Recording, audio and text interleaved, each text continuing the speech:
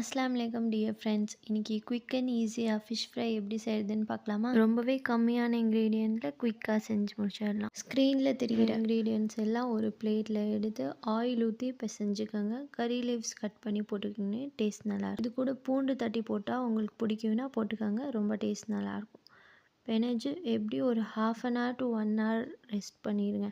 அப்போ தான் அந்த உப்பு ஃப்ளேவர்ஸ் எல்லாம் மீனுக்குள்ளே நல்லா பிடிச்சிருக்கும். பொரிச்சா டேஸ்ட் நல்லாயிருக்கும். தேவைப்பட்டுச்சுன்னா லைட்டாக தண்ணி ஊற்றிக்கோங்க. 1 ஸ்பூன் அந்த மாதிரி தண்ணி ஊற்றிக்கிட்டிங்கன்னா ரொம்ப லிக்விட் ஆகாது உங்களோட இது. அதே மாதிரி மீனை நல்லா தண்ணி வடிய வச்சு எடுத்துக்கோங்க கழுவினதுக்கப்புறம். இந்த மாதிரி ஒவ்வொரு பீஸாக எடுத்து மசாலா போட்டிங்கன்னா எல்லா பக்கம் நல்லா நீட்டாக கோட் ஆகிருக்கும்.